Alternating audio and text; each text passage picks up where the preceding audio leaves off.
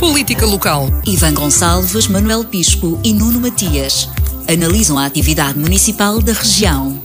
Ao sábado, às 11 horas, com repetição ao domingo, à 1 da tarde. Bom dia, estamos então reunidos para mais um Política Local com Manuel Pisco, Presidente da Assembleia Municipal de Setúbal, eleito pela CDU, Ivan Gonçalves, Presidente da Assembleia Municipal de Almada, eleito pelo PS, e Nuno Matias, vereador em Almada, eleito pelo PSD. Cumprimento os três, bom dia, bem-vindos. Cá estamos mais uma semana para debater os assuntos principais desta semana, numa perspectiva da política autárquica ou municipal. São 3 autarcas. Para hoje pretendemos falar sobre o protesto dos bombeiros sapadores e dos bombeiros sapadores, porque Setúbal também tem um corpo de bombeiros sapadores e os bombeiros sapadores são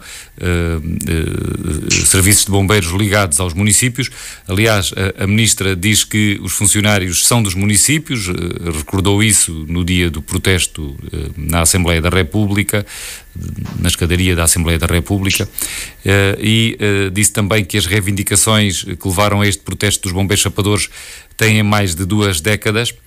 Um outro tema é o Plano de Recuperação e Resiliência. Setúbal é o 3º beneficiário final. Estes números não são novos. Já numa anterior contagem, Setúbal aparecia como o município em destaque, a seguir ao município de Lisboa, mas agora, contabilizando todos os beneficiários finais, Setúbal é o 3º em todo o país. E também um último tema: as eleições autárquicas já mexem com grande intensidade em Setúbal. Maria das Dores Meira apresentou a candidatura como independente, a CDU prestou contas deste mandato, e não só, mas sobretudo deste mandato, e o PSD anunciou uma denúncia ao Ministério Público sobre o estacionamento pago na cidade de Setúbal. Começamos então pelo primeiro destes 3 temas que eu referi, os bombeiros sapadores. Eu começo por Manuel Pisco, desta vez.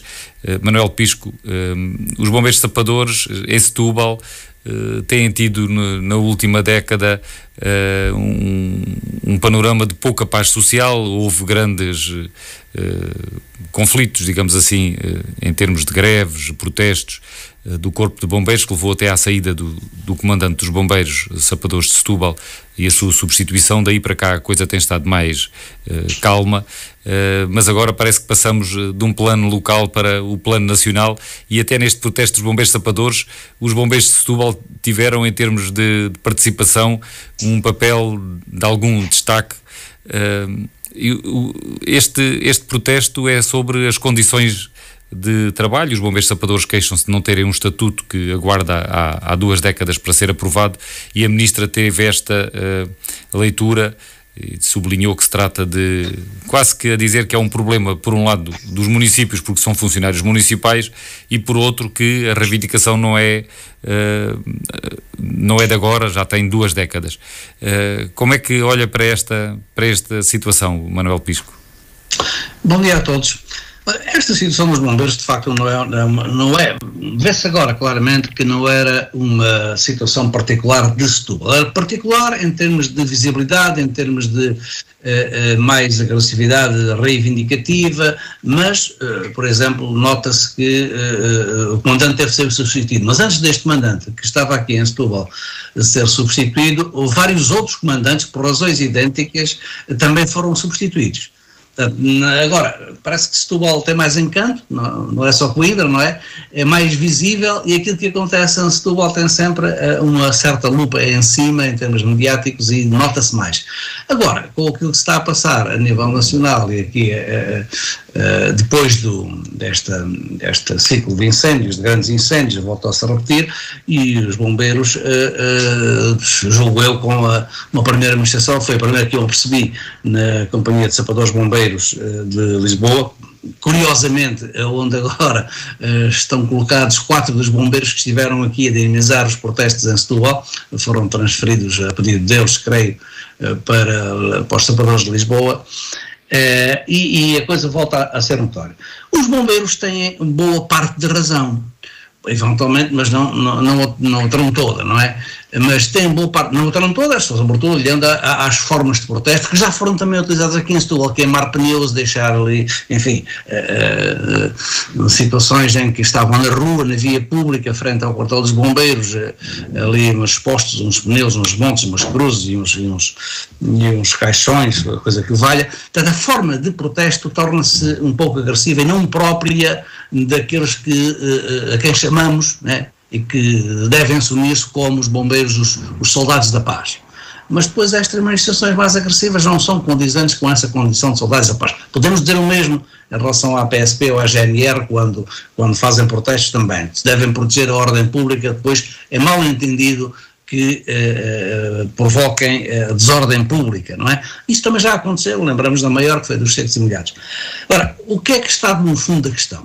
Em 2002, integrou-se no salário dos bombeiros o subsídio de risco, o subsídio de penosidade, os subsídios de turnos, e passou a haver um vencimento só que cobria toda a disponibilidade dos bombeiros. Isso foi feito para em 2002, dando aí a história dos 20 e tal anos sem coisa. Depois, é verdade isto, eles têm razão nisto. Depois todos os governos, mais ou menos todos, não estou agora a dizer por alto, não é? Todos, mas tinham entre mãos uma revisão do Estatuto do Bombeiro. Mas a revisão do Estatuto chegava sempre até ao fim do governo e nenhum governo a concluía. Agora, há pouco tempo, não é que não tinha havido nenhuma. O ministro Cabrita fez alguma revisão, portanto, houve aí uma mexida na legislação, mas fez pelos mínimos, não mexeu na carreira, não mexeu nas condições de voltar a acumular os subsídios de risco ou de subsídio de turno, de penosidade, etc. Não fez isso, mas apenas igualou os bombeiros municipais aos bombeiros sapadores, que estavam com remunerações abaixo dos sapadores. Ou seja, como era o patrão, cá está o caso da ministra, o patrão eram as autarquias é que suportam o custo e, portanto, a revisão ficou-se praticamente por isso. Então paguem aos bombeiros municipais o mesmo que se paga aos bombeiros sapadores. Mas houve essa mexida agora, recentemente, do governo anterior. Mas agora o que é que estou a reivindicar? Voltar a separar do vencimento os subsídios de risco e penosidade que outras categorias da administração pública têm, voltar a separar do vencimento o subsídio do turno. De facto é mal entendido, quer dizer, se fazem turnos, sendo, apesar disso, por razões em geral de falta de pessoal, não tem os turnos normais das 3 vezes 8 horas, mas tem 12 horas de serviço e 24 descanso, ou 24, 48, são 2 tipos de horários que se aplicam nos bombeiros, mas não, essas escalas são feitas porque o número de efetivos nunca é o suficiente para cobrir as 24 horas com o horário normal. E, portanto, é sempre necessário acrescentar horas extra para completar os turnos. E, portanto, isso é uma distorção, não é da carreira, é do modo de funcionamento do trabalho dos bombeiros, que implicam uma disponibilidade permanente e implicam uma permanência de pessoal ao serviço, por isso é que tem que haver turnos de 24 horas, sim, contínuos. Ora, essas coisas são simples, relativamente simples de resolver. E é essa a reforma, sobretudo, é essa a reforma que gera injustiças, que depois cada Câmara, às vezes é verdade isto, interpreta de sua forma o pagamento de horas extraordinárias ou de não pagamento de horas extraordinárias ou subsídio de turno ou não subsídio de turno. Portanto, há interpretações diferentes, porque a lei tem algumas dúvidas. Mas recentemente, a propósito do conflito dos bombeiros de Setúbal, foi alterada também este Estatuto dos Bombeiros e clarificou-se, o governo clarificou no governo anterior, o António Costa, com o ministro Cabrita na administração interna, foi clarificado que eles tinham direito a essas horas que aqui reivindicavam em Setúbal, aos extras e aos subsídios. Isso foi clarificado.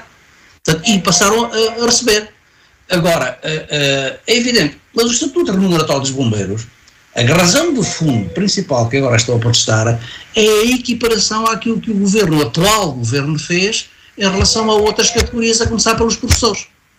Os professores que foram recuperar o tempo de serviço, esteve congelado em 2011 e 2017, e está em um processo de recuperação.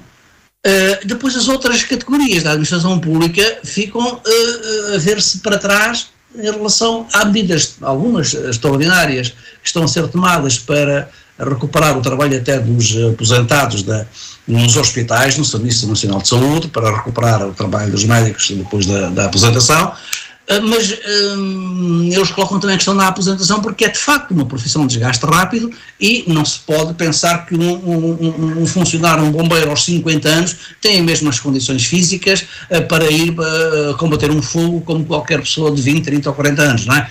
Essas coisas têm o mesmo desgaste rápido e é justo que se atualize esse tipo de condições. Resumindo, existe um problema de fundo que é o Estado não assume responsabilidades sobre a proteção civil. O que temos da proteção civil nacional é uma amostra da proteção civil, sem meios próprios, não é preciso começar por cima pelo ar, é a história não há meios, os helicópteros, enfim, serviu para grandes denunciatas com os camorros e coisas no género, denunciar dinheiro perdido aos milhões, mas não há uma estrutura nacional assumida pelo Estado. Isto não tem que ver com este governo só, tem que ver com o governo anterior, é esta adoção que tem que ver com os orçamentos todos. O Estado português não tem aplicado verbas suficientes para ter uma estrutura de proteção civil nacional que seja eficaz, que seja capaz de responder às emergências e às catástrofes. E, portanto, andamos a trabalhar, se não fosse o voluntariado, as associações de bombeiros voluntários, este país não tinha defesa em relação a incêndios, sobretudo em relação a incêndios, mas também em relação a outras coisas, quer dizer, já tem uma dificuldade tremenda no transporte de doentes, no serviço de apoio à saúde, mas enfim, o INEM também não tem meios suficientes e, portanto, nós temos aqui um problema de escolhas de fundo que o Estado tem que fazer. E isso é uma coisa que não é só do governo, é dos governos todos.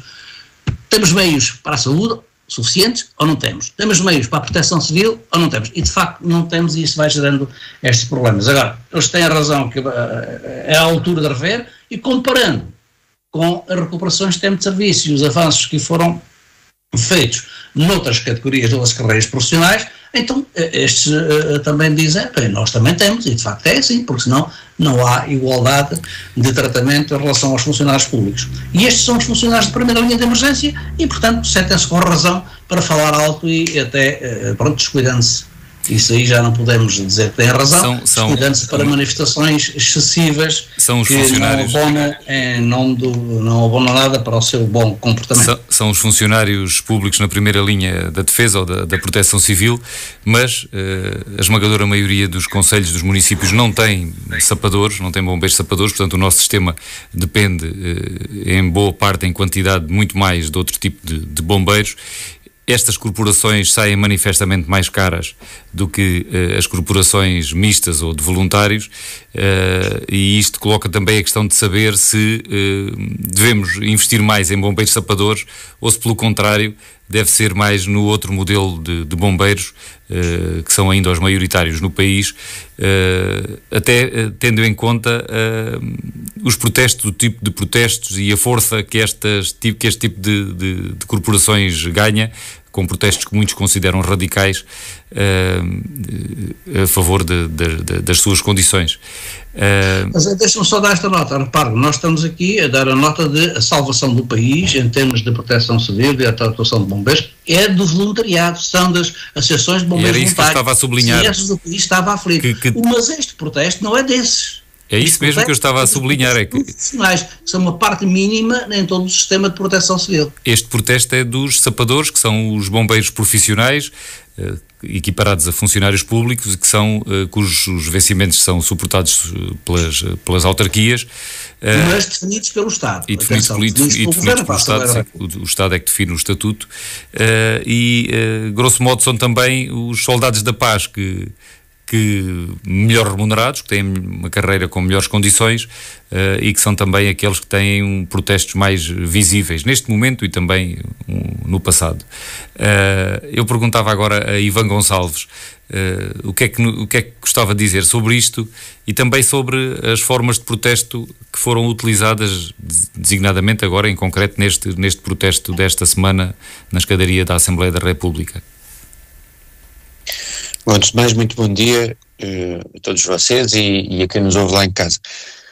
Bom, eu gostava, em primeiro lugar, só de dar aqui uma nota relativamente ao teor dos protestos, ou, aliás, à certeza ou não dos protestos. Nós sabemos que os bombeiros são, dentro daquilo que são as suas remunerações, esta é mais baixa do que aquilo que é a média dos funcionários públicos, mas Também sabemos que o valor da remuneração média dos bombeiros subiu, e são esses os dados que vieram a público também, que são públicos, aliás, e que esta semana foram ressalvados, é que no último ano o salário médio dos bombeiros subiu 7,2% face ao ano anterior, face a 2023, que são ganhos acima da inflação, mas que continuam a fazer com que seja insuficiente face àquilo que é a média dos outros funcionários do Estado.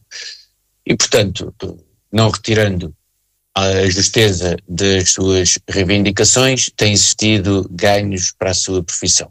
Eu acho que há outro ponto que me parece que tem que ser a ressalvar, que é a forma como a Ministra da Administração Interna geriu este tema, o que a juntar-se à forma como também já tinha gerido a questão dos incêndios é muito inábil, porque quando a senhora Ministra vem dizer que esta é uma questão de relação entre os bombeiros e os seus patrões, que são as autarquias, quer dizer, ignora, ou finge ignorar, ou ignora, as duas alternativas são más, diria eu, que quem fixa os valores de remuneração não são as autarquias, e portanto eu sou insuspeito de elogiar o Presidente da Câmara Municipal do Porto, mas aquilo que o Presidente da Câmara Municipal do Porto veio dizer, que a senhora Ministra aparentemente não sabia de que é que estava a falar, é verdade. Quer dizer, nós não podemos ter uma Ministra que faz declarações deste tipo, que em vez de resolver o problema ou de vir contribuir para baixar a pressão sobre o problema, está a aumentá-lo. Eu há umas semanas tinha dito que a senhora Ministra da Saúde era o elo mais fraco deste governo, mas acho que começa a existir aqui uma competição muito renhida entre estas duas ministras, que são claramente dois casos de muita dificuldade em gerir não só as suas pastas, mas também a comunicação relativamente às medidas que estão a ser tomadas e às dificuldades que existem no dia-a-dia das suas funções. E, portanto, a senhora Ministra não me parece que esteve bem e a afirmação que fez foi até muito caricata. Por outro lado, quero também salientar que o governo do Partido Socialista, aliás, o grupo parlamentar do Partido Socialista avançou com projetos de resolução para que o governo, no Parlamento, para que o governo reveja o estatuto do pessoal que abrange os bombeiros sapadores, de forma a que seja consagrado um suplemento remuneratório permanente pelo risco, pela penosidade e pela insalubridade, o que, de alguma forma, pode também ajudar a valorizar os profissionais. Agora, sobre a pergunta do Francisco, não obstante de existirem, como já referi, existiram ganhos no último ano, existem reivindicações que são justas. Agora, aquilo que pode acontecer de forma alguma é serem aqueles que nós esperamos que sejam os agentes responsáveis pela manutenção da nossa ordem pública, e aqui acho que o Manel Pisco tem toda a razão, abrangemos não só os bombeiros, mas polícias e o que se quiser, não podem ser estes agentes a dar o pior exemplo naquilo que é a ordem pública, as formas de protesto, e isso faz-nos pensar sobre quem são estas pessoas, quais é que são os critérios para as recrutar, e se têm as condições necessárias. E também a conduta, ou pelo menos a liderança dos sindicatos. Há um sindicato principalmente que é predominante nesta força de segurança e que tem uma liderança muito personalizada e que se pode comparar uma conduta anterior com uma conduta posterior em função das direções dos sindicatos. Eu admito que sim, mas tenho que partir do princípio que qualquer uma destas pessoas que exerce estas funções tem que ter o discernimento de ser responsabilizado ou de ser responsável pelas ações que toma, independente da liderança dos sindicatos. Portanto, e este não é um problema apenas no caso dos bombeiros sapadores, já vimos o mesmo no caso da polícia. Curiosamente não vemos nem nada de semelhante no caso dos militares, por exemplo, que também têm muitas razões de queixa relativamente às progressões na carreira, mas que têm, ao que parece, um sentido diferente daquilo que são a forma como se deve protestar e o que podem fazer, e existe algum descontentamento no seio da carreira militar, e não vemos nada parecido com isto que vemos nestas funções. E, portanto, mas isto não deixa de ser preocupante. E acho que é algo que nós devemos refletir, porque são as pessoas que devem estar encarregues da manutenção da ordem pública que quando, eu não digo que a sua frustração, que a sua tristeza, o que quisermos, que as suas reivindicações não sejam justas, mas quando são confrontados com essa, aliás, quando têm que pôr em prática ou põem em ação o seu protesto, fazem de uma forma mais violenta e mais desordeira que o comum dos cidadãos. isto não é suposto, porque depois são estas pessoas, por exemplo, no caso das polícias, que estão autorizadas a estar armadas e a usar a violência para manter a ordem pública, porque nós, enquanto comunidade, delegamos nestas pessoas essa responsabilidade. E, portanto, tal como nós muitas vezes dizemos que os políticos têm uma responsabilidade que está acima do cidadão comum, porque têm de ser também o exemplo, quer dizer, quem está responsabilizado por manter a ordem pública tem que dar o exemplo. E quando as questões lhes tocam a eles, não podem cair no tipo de protestos que muitas vezes assistimos. Acho que isto é preocupante e que deve ser algo de reflexão de todos os agentes políticos e da comunidade, porque é algo que é inaceitável para isso. Nuno Matias, também sobre esta questão, temos essa afirmação da Ministra de que os bombeiros sapadores dependem dos municípios, fez questão de sublinhar. Se acha oportuna essa posição da Ministra, vir sublinhar essa realidade, não deixa de ser uma realidade, mas tem uma leitura política, tendo em conta que o Estatuto dos Bombeiros, que é a reivindicação, depende do Estado Central.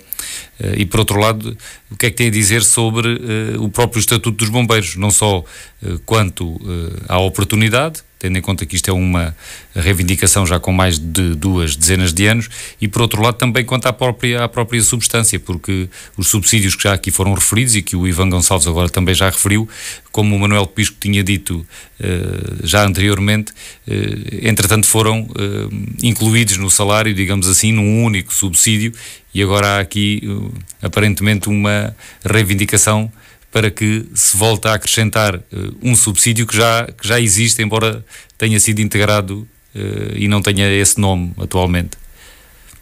Bom, muito bom dia, Francisco, ao Manuel e ao Ivan e a todos os nossos ouvintes. Eu acho que há aqui algumas análises a serem feitas. Primeiro, a razão da reivindicação. Em segundo, a forma em que o protesto ocorreu.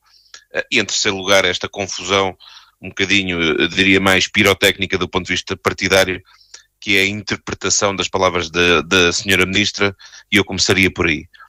A senhora Ministra, aquilo que quis dizer, eu não sei se a forma de comunicação foi a mais eficaz, permitam-me não entrar por esses comentários, mas aquilo que ela quis dizer é que há aqui uma responsabilidade que também envolve os municípios, e que quando se tem que fazer uma revisão do Estatuto de Carreira e Remuneração desta classe profissional, que são os bombeiros sapadores e que têm uma função também vital para o normal funcionamento da nossa sociedade e de defesa do nosso território, necessariamente não é só o Governo Central que tem que estar envolvido e ser responsabilizado, é também os municípios, que são a sua tutela direta e sobre a qual todas essas alterações que influem custos têm necessariamente repercussão financeira para os municípios. E eu penso que foi isso que a senhora Ministra quis dizer, não foi colocar-se de fora do problema, aliás, até porque o próprio Governo já disputou um conjunto de reuniões sobre esta matéria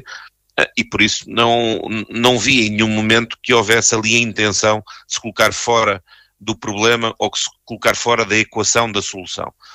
E aliás, penso que é de justiça dizer-se que este Governo, apesar dos poucos meses que tem de mandato, tem procurado devolver paz social a um conjunto de classes profissionais e necessariamente os bombeiros sapadores também terão que fazer parte dessa equação, porque, como o Manuel estava a dizer e bem, bom, se já se fez a outras classes, é natural que depois quem ainda não tem a situação resolvida queira fazer ouvir a sua voz e reivindique também a sua cota parte de atualização da sua situação profissional. E, portanto, eu acho que esta é a questão que está aqui em cima da mesa, é envolver todos os atores que têm responsabilidades, o Governo Central, naturalmente, as autarquias locais e os representantes desta classe. E depois chegamos à parte da razão, onde, eu parece-me que é transversal, todos reconhecemos que há alguma atualização que terá que ser feita e é um problema que se vem arrastando por algumas intervenções que possam ter existido pontualmente, mas que não resolveram estruturalmente o estatuto de carreiras e remuneratório destes bombeiros sapadores. E, portanto, acho que é inquestionável, se não tivesse havido já sinais e algumas reuniões, seria até mais justificável este protesto, mas chegamos à forma. E eu acho que todos nós, e aqui também já foi dito, acho que todos nós percebemos que tem que haver algum sentido de responsabilidade para não se perder a razão pela forma como se reivindicam as questões, por muito legítimas que elas sejam, e num órgão de soberania ter aquele comportamento e ter aquela reação é colocar cidadãos contra cidadãos e sobretudo cidadãos a desrespeitar o Estado e os órgãos de soberania, e isso não é aceitável. E eu diria isto hoje com um governo liderado pelo PSD, como diria o mesmo com o governo do PS, do PCP, do Bloco de Esquerda, seja lá qual for, porque há aqui um princípio de respeito pelo nosso Estado de Direito, pelo nosso Estado democrático, pelos órgãos de soberania, a partir da qual não é razoável nem é aceitável que uma forma legítima de protesto, que é reivindicar melhores condições, e todos nós acedemos e concordamos que é importante também que os bombeiros sapadores sejam envolvidos e tenham atualizações na sua carreira, mas isso não justifica tudo, nem justifica que se possa aceitar que se façam algumas das intervenções e algumas das formas como nós fomos testemunhas ao longo da semana com aquela invasão de um órgão de soberania. Felizmente não foi mais grave por haver bom senso, seja de alguns participantes, seja das forças de segurança.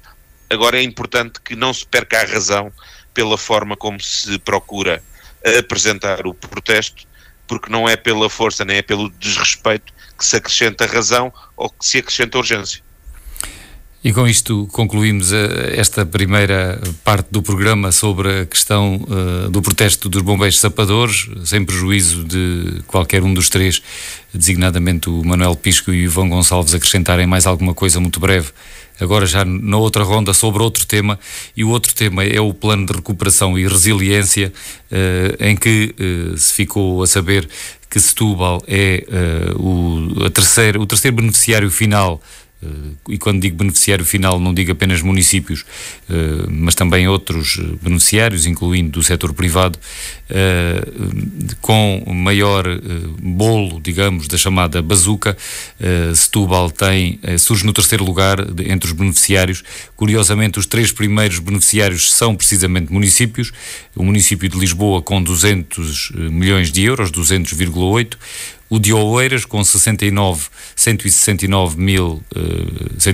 milhões, peço desculpa, e o município de Setúbal com 150 milhões, 150,9, quase 151 milhões. Eu diria que em termos relativos, creio que Setúbal até seria o primeiro se dividirmos estas receitas pelo peso do município, uma vez que Setúbal tem muito menos habitantes do que Oeiras e ainda muito menos habitantes do que Lisboa, e a execução do PRR, a captação de verbas do PRR em Setúbal anda próxima, por exemplo, de Oeiras. Em Setúbal são 151 milhões e em Oeiras 169 milhões. Este é um dos dados sobre o PRR recentes. O outro dado, não é uma novidade, mas há aqui mais confirmações, é de que estamos atrasados na média dos países da zona euro. O Banco de Portugal, por exemplo, concluiu um estudo e fez mais um alerta há pouco mais de 24 horas, a dizer que o atraso é preocupante e pode agravar-se ainda mais caso não se tomem medidas.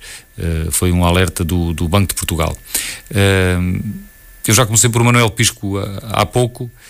Agora começo por Ivan Gonçalves.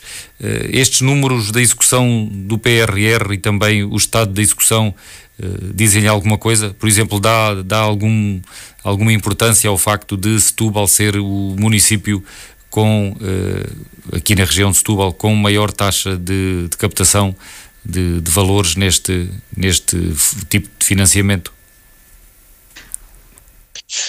Bom, eu acho que essa afirmação ainda está por ser provada, ou seja, Setúbal tem de facto muitas candidaturas. Agora temos que tentar perceber se depois vai conseguir ou não executar as verbas, porque de facto é esse o problema com que diversas entidades, com estes beneficiários finais, se estão a confrontar. há também, e eu diria que essa é a grande questão do país neste momento relativamente ao PRR, é tentar executar as verbas. Não há muita questão sobre onde é que elas podem ou não, ou como é que devia ter sido montado o PRR. Acho que isso é uma questão que já está fora de tempo. Aliás, o grande problema que existe em Portugal até acaba por ser a excessiva burocracia que existe na execução destes fundos, muito porque eles acabaram por ser montados com a mesma estrutura dos fundos comunitários regulares, os PTs 2020 e PT 2030, que os fundos que nós estamos habituados e que têm determinadas exigências. Estes fundos foram montados com as mesmas características, o que acaba por adensar aqui a burocracia necessária para eles serem executados. Esta burocracia, obviamente, é importante para que não existam problemas de outra natureza, nomeadamente de corrupção e de má utilização dos fundos. Agora, já sabemos que quanto mais burocracia se adiciona, maior é a dificuldade depois de fazer a execução do dinheiro. Portanto, diria que nesta fase o principal problema do país é esta execução. Também sei, e acho que é público, que existem vários países com mais força, pelo menos, do que Portugal, no quadro europeu, como é o caso da Itália e da Espanha, que procuram também tentar um alargamento do prazo de execução do PRR, que está fixado para o final de 2026, para que se possa ser estendido durante mais um ano ou dois. Também sabemos que os países frugais não têm interesse nenhum nesse tema. Aliás, até há quem diga que eles aceitaram a mutualização desta dívida porque têm a esperança ou têm a convicção de que os países do Sul não vão conseguir executar estas verbas. E, portanto, eu diria que, resumidamente, aquilo que é preciso neste momento é executar, que é para que o país possa aproveitar estas verbas, este dinheiro, no fundo, para dinamizar a sua economia. E, portanto, os municípios devem fazer. O Setúbal está aqui bem posicionado, há outros, Lisboa, Oeiras e Matosinhos ocupam aqui os 4 primeiros lugares. Vamos ver o grau de execução que depois que existe no final. Eu espero, acho que é bom para a nossa região, para o nosso país, que seja o mais alto possível, porque estes fundos, para além de serem importantes, são aquilo que se costuma dizer one-off, portanto, ou são utilizados desta vez, ou já não são devolvidos, e Portugal não tem a oportunidade de os dar, ao contrário de outras tipologias de fundos comunitários. Nuno Matias, e que leitura é que faz disto que aqui estamos a falar, do desempenho de Setúbal, por exemplo, nestes números, e quanto à aplicação ou à concretização do PRR em Portugal? Já quando o governo tomou posse, o novo governo da AD, havia este problema, e era uma crítica usada por alguns, de que a execução não estava a ser de acordo com o desejável ou com o que tinha sido estipulado. E agora, com este governo, acha que esse problema está a agravar-se ou a aliviar-se? Bom, em relação ao PRR, independentemente das dúvidas da arquitetura, da abordagem inicial de distribuição de verbas e da forma como se quis executar, dando primazia, sobretudo, à despesa pública, que não era tão reprodutora de valor e que se calhar não acrescenta tanto potencial de alavancagem da atividade para a economia real. Desculpe interromper, Nuno, sim, mas sem prejuízo de sermos rápidos nesta parte, eu queria especificar ainda um pouco mais sobre o que está a dizer. Os últimos dados da execução dizem que, apesar de 60% mais de 60% do PRR serem para entidades públicas, é no setor privado que os pagamentos são mais rápidos até agora. Mas, Francisco, a questão não é tanto essa, é independentemente se o ritmo de pagamento é mais rápido ou mais lento, é a utilidade do capital ser desmultiplicado em acrescentar criação de valor. Sim, não estava a contrariar, estava só também a dar mais este dado. Pronto, ok, certo, sim. Mas na questão da despesa pública, necessariamente é também uma despesa que é necessária, ninguém põe isso em causa, mas não acrescenta oportunidades de desenvolvimento da criação de valor. Dito isto, o governo atual anda bem quando tenta simplificar os procedimentos para garantir que as candidaturas são avaliadas num tempo mais curto e que a aprovação das candidaturas também acontece num período mais apertado, para tentarmos acelerar este processo e tentarmos garantir que os níveis de execução são maiores. E chegados aqui, isto permite-me comentar com alguma preocupação situações como é, por exemplo, Setúbal, que tem realmente um bom número estatístico. Agora a questão é a capacidade de execução. Há um bom número para início de conversa, porque significa que Setúbal tinha vários projetos em carteira, tinha muitos projetos, por aquilo que eu vejo, de fogos para construção. Estamos a falar de mais de 1000 fogos que estão aqui em financiamento identificados. A questão é, isto é possível de concluir até dia 30 de junho de 2026? Porque eu concordo com o Ivan, necessariamente pode ser interessante haver uma reprogramação, que vários Estados-membros têm procurado colocar em cima da mesa, mas e se ela não acontecer? O que é que vai acontecer, por exemplo, ao município de Setúbal, que não é propriamente um município que seja dos mais saudáveis do ponto de vista económico ou financeiro, e se ficar com estes projetos na mão, sem capacidade de os executar em tempo útil e com o compromisso assumido de construção?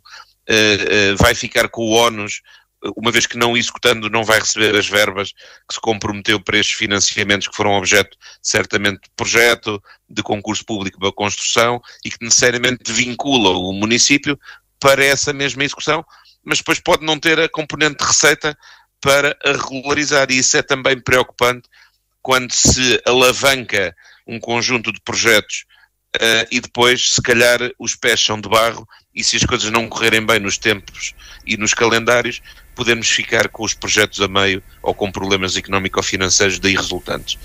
Ou seja, às vezes temos que olhar para estes números estatísticos que nos parecem bem do ponto de vista de ranking e ver o que é que está por trás. E o que está por trás são um conjunto de projetos que vão depender, por um lado, da capacidade de execução, num calendário, e também de alguma boa vontade, que eu espero que exista. Atenção, não estou a agoirar nada e nem quero que aconteça nada de mal das instituições europeias e dos países individualmente, dos Estados-membros, para haver uma recalendarização. Que possa haver essa reprogramação.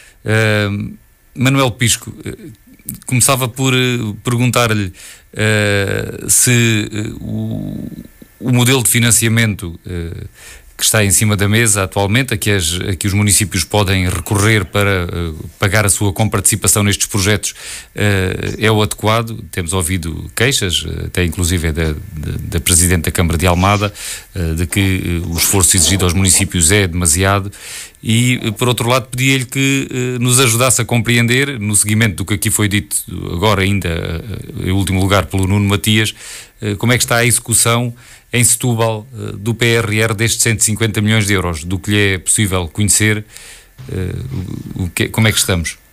Sim, eu acho que estamos muito bem, sobretudo a nível de execução. Aliás, em Setúbal, mesmo antes do PRR, nós já tínhamos sempre taxas de execução no mandato anterior, nos 2 mandatos anteriores, sempre tivemos taxas de execução muito avançadas em relação ao conjunto dos utilizadores, e que nos iriam permitindo até adicionar alguns fundos, por exemplo, foram muito utilizados para a reabilitação do Convento de Jesus, com esses ganhos de execução que depois nos foram permitindo utilizar fundos que não estavam a ser aplicados por outras candidaturas e outros municípios e outras entidades. A taxa de execução do estar no terreno está em bom caminho. Agora, de facto, há aqui um risco, um certo risco, como o Nuno Matias, mas eu me compreendo mal que seja o Nuno Matias a dizer isto como sendo o partido que está no governo, não é? Para ver aqui alguns riscos. Esses riscos são precisamente os riscos que o governo tem que colmatar. Toda a gente entendeu que fazer aqui uma aplicação de fundos de bazuca, né, de grande quantidade, europeus, num espaço tão curto, né, na pós-pandemia, num espaço tão curto, era uma coisa quase irrealizável. Não se compreende. Porque é que em 2026 isto está a terminar tudo e fechar a porta? Não se compreende. Quer-se ajudar os países a recuperarem da pandemia ou não? Agora, por aqui isto, 1, 2, 3, acabou o prazo, não se entende. Esta política europeia é um absurdo completo, como é noutras áreas, mas nesta então não tem qualquer fundamento. E claro que os governos deviam estar-se a movimentar e deviam estar já a tratar disso, em vez de andarem a preocupar-se em arranjar guerras económicas com o mundo inteiro e ir atrás dos ditames americanos para fazerem guerras com o leste e com toda a gente. Mas é nisso que estão aplicados, e não é no desenvolvimento económico, industrial dos países da Europa.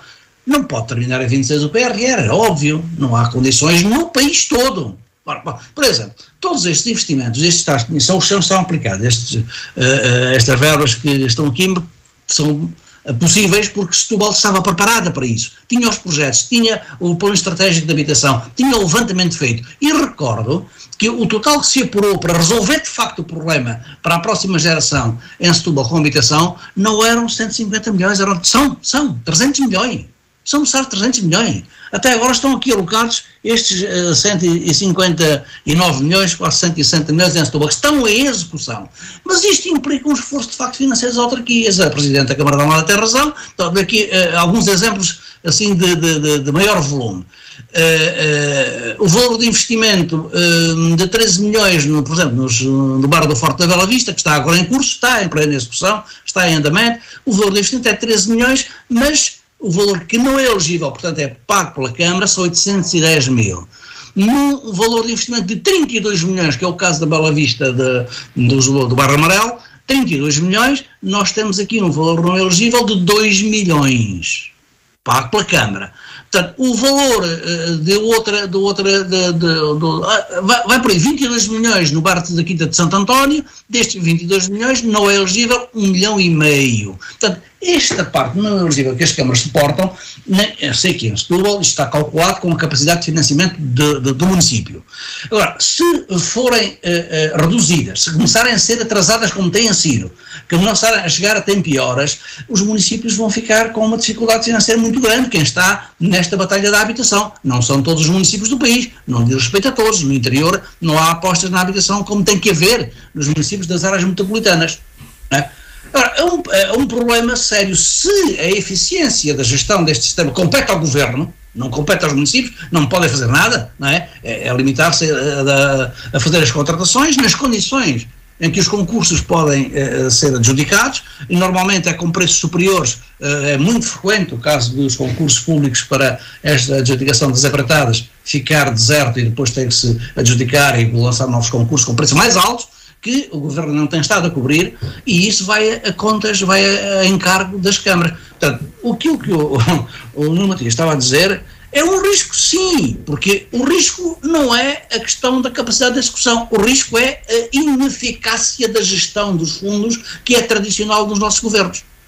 Portanto, se o governo não apostar e não tiver toda a atenção nisso, este governo que está agora é o governo que tem que tratar desta conclusão, não é? Se chegar ao fim do mandato, é evidente, não é? E tem que tratar com este e os outros que estão a ser os maiores beneficiários do PRR, tem que tratar com a Europa e a equipa da senhora von der Leyen, não é? Uma atenção para a execução até ao fim destas verbas, que não deixem os países, enfim, à conta de uma esmola grande que veio, depois com o fora dos bolsos virado do avesso, sem meios para outras coisas, não é? Portanto, isto tem que ser tratado. Há aqui um problema de política, de gestão política, de conclusão e execução completa do PRR. E que já ficou claro. Passamos para o último tema, para termos ainda aqui cerca de 15 minutos, menos um pouco. O último tema são as autárquicas. Parece que mexem mais em Setúbal do que no resto do distrito, pelo menos com maior intensidade. Uma das candidatas já apresentou a candidatura, Maria das Dores Meira, antiga presidente da Câmara Municipal de Setúbal, que foi também vereadora até há pouco tempo na Câmara de Almada, era do PCP, desvinculou-se do partido, apresentou a candidatura esta semana com uma apresentação pública na Avenida Luísa Todi, a céu aberto. Na véspera, a CDU fez um balanço, prestou contas sobre este mandato e até um pouco mais atrás, e o PSD esta semana, o PSD de Setúbal, deu uma conferência de imprensa para dizer que há situações duvidosas no processo de concessão, da atribuição da concessão do estacionamento tarifado a uma empresa privada, a Data Rede, e para revelar que apresentou queixa no Ministério Público por suspeitar ali de ilegalidades, para não dizer crimes. Se é o Ministério Público, com certeza é por entender que há indícios de crimes. Eu começava agora por Nuno Matias. Nuno Matias, embora seja um município de Almada, é uma pessoa do distrito, acompanha, é autarca também, portanto acompanha a vida autárquica e aqui as questões do distrito, embora um pouco assim mais como de fora, como espectador, como é que vê estas movimentações em Setúbal? também concorda que é o município onde as autárquicas já estão a mexer mais nesta altura, e que outras coisas é que quer destacar? Não, em relação a esta questão, é natural que exista esta dinâmica diferenciada, porque também temos uma ex-presidente de Câmara que se desvincula do seu partido de sempre, o PCP, apresenta uma candidatura independente, e isso é natural que seja apresentado com esta antecedência para tentar condicionar e enquadrar esta candidatura numa lógica de movimento independente que procura acrescentar valor para o debate autárquico. Agora, não nos podemos esquecer de uma coisa: estamos a falar do ex-presidente da CDU, que em dado momento, por limitação de mandato, entendeu ser candidato a outra Câmara que é onde vive, arrependeu-se, voltou atrás, quer voltar a ser candidata à Câmara de Setúbal, e portanto agora vamos ver qual será a opção dos setubalenses em relação a esta matéria, até porque necessariamente há aqui coisas que devem ser esclarecidas. O Francisco estava a falar há pouco na intervenção que esta semana o PSD de Setúbal, a Conselhia do PSD em Setúbal, apresentou junto ao Ministério Público, que é uma prerrogativa que todo e qualquer cidadão ou partido político ou autarca tem, que é pedir a averiguação para ver se os procedimentos foram devidamente tramitados e para ver se não há responsabilidades ou alguma irresponsabilidade em alguma tramitação, que não se deve à partida dizer que houve, mas havendo dúvidas deve haver uma clarificação junto das entidades, e parece-me que o PSD em Setúbal andou bem ao fazê-lo, para que se avalie de forma concreta se este processo, que é um processo que, a avaliar por aquilo que eu acompanho um bocadinho mais à distância, mas vou vendo, realmente preocupa um conjunto alargado de cidadãos, que é tentar perceber se num tema que é relevante para o dia-a-dia das pessoas, que é a questão do estacionamento e a concessão do estacionamento tarifado, se foi devidamente instruído pela autarquia, e se não houve aqui alguns conflitos de interesse associados ou algumas tramitações menos regulares.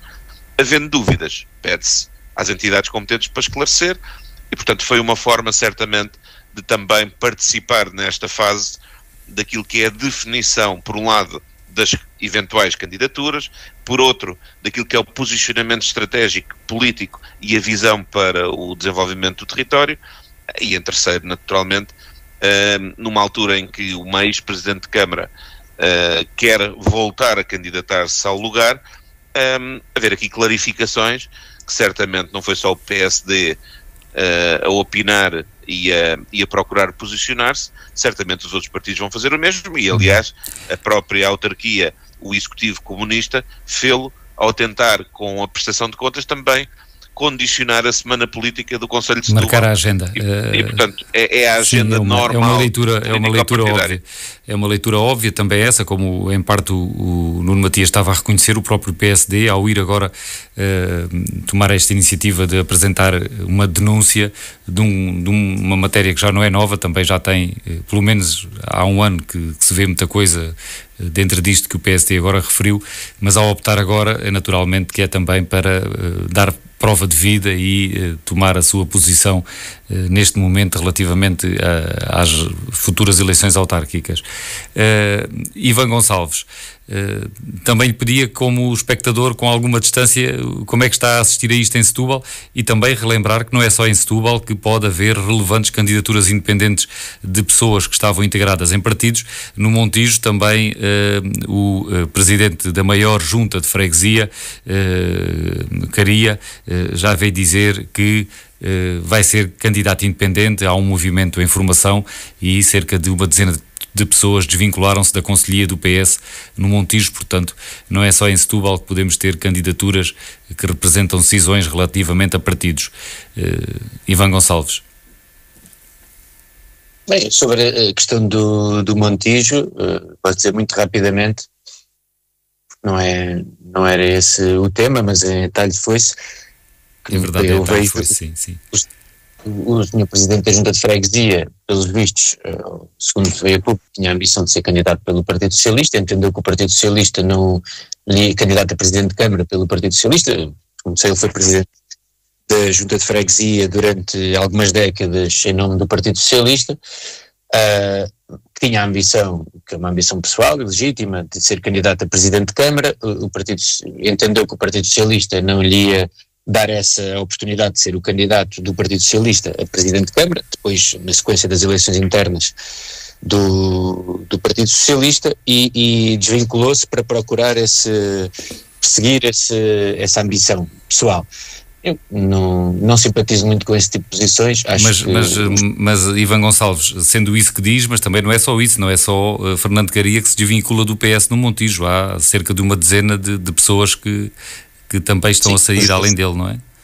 O Cimento me parece ser a intenção de Fernando Caria de ser candidato a Presidente de Câmara. Ora, eu sou militante de um partido, sou dirigente de um partido, e acho que a nossa militância e a nossa atividade partidária não se deve resumir apenas aos momentos em que o partido nos escolhe para sermos os representantes desse partido. Portanto, acho que as ambições pessoais obviamente que são importantes, mas nós, quando fomos eleitos, respondemos também por um programa eleitoral, pelas pessoas que votam num determinado partido, obviamente também votam nas pessoas que compõem esse partido. Portanto, tenho muito pouca simpatia por este tipo de posições, mas enfim, são legítimas, como é óbvio. E relativamente a Setúbal, peço desculpa que eu próprio é que o distraí do foco, mas agora já temos pouco tempo. Setúbal, eu acho que aqui já uma crónica anunciada, não é? Nós já sabíamos que estava a decorrer, até mesmo quando Maria das Dores Meira foi candidata a Almada, foi visível que era como uma solução de recurso, que na verdade tinha mais vontade de continuar a ser Presidente da Câmara de Setúbal. Eu acho que aqui a maior novidade ao longo dos últimos anos foi este afastamento entre Maria das Dores e o PCP, ou a CDU, porque mesmo há 3 anos atrás, Maria das Dores Meira foi candidata a Almada encabeçando uma lista da CDU, na verdade naquilo que se apresentava como sendo a maior reconquista que a CDU pretendia ter nas eleições de 2021, que era a da Câmara de Almada, a maior Câmara municipal abaixo do Tejo, e portanto essa é que eu acho que é aqui a novidade dos últimos tempos. Agora, veremos. Acho que o Nuno Matias tem obviamente razão, sendo alguém que foi candidato a Almada e agora regressa, tem a necessidade de antecipar o calendário. Falta um ano para as eleições, muita água vai correr neste rio, e portanto acho que é normal que ainda não existam grandes novidades. Diria que lá para em 2024 não devemos ter muitas novidades naquilo que são as candidaturas dos partidos. Agora, estas candidaturas independentes têm que se ir tentando posicionar, porque, enfim, acabam por ser muito pessoalizadas e têm que tentar construir projetos políticos que vão um pouco além das caras, não é? Portanto, partem mais de trás, como nova estrutura, e em desvantagem, teoricamente, portanto têm que procurar acelerar. Ivan Gonçalves, peço desculpa por também o apressar, para darmos aqui também algum tempo a Manuel Pisco, porque precisamente neste caso está a jogar em casa duplamente, não só porque é o Conselho de Setúbal, mas também tem aqui uma perspectiva a defender. Manuel Pisco, como é que viu a apresentação de candidatura de Dores Meira, que teve ali umas centenas de pessoas, bem acima daquilo que é já considerado uma boa capacidade de mobilização, porque mais de 300 pessoas num evento político local, num concelho mesmo como Setúbal, já é significativo, e ela teve mais do que essas 300 pessoas seguramente. E relativamente ao que disse, e até à movimentação, à oportunidade dos demais partidos, da CDU e do PSD, o que é que lhe apetece dizer? O que é que vi? Eu não vi depois imagens das redes sociais e de imprensa, mas como estava a dizer, que parte em desvantagem. Neste caso talvez não, neste caso em relação portanto, à notoriedade de uma pessoa que esteve aqui durante 4 mandatos, não é?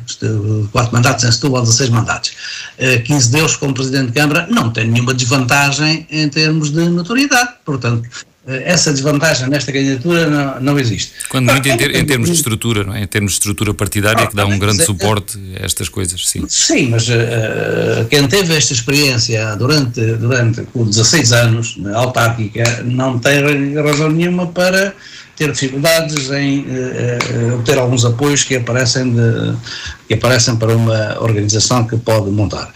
A questão das candidaturas independentes é que tem alguma coisa que vir até com a própria lei eleitoral, que nunca se quer rever, mas os partidos políticos são, na Constituição da República, são organizados para ambicionar ganhar as eleições, seja a nível nacional, na Assembleia da República, seja a nível local. Ambicionam ganhar os lugares para cumprir o seu programa, né, e o seu projeto. Quando as pessoas que militam num partido durante muito tempo, não é, de repente descobrem que estão que esse partido não tem razão, não é? Portanto, elas andaram enganadas durante esse tempo todo e acham que são bons candidatos para um cargo qualquer. Portanto, mas nesse momento já não temos um movimento político ou um movimento independente, digamos assim, cujo percurso, cujo trajeto, cujo programa, cujos objetivos se conheçam. Só há a pessoa. Portanto, a ambição aí é pessoal, não é?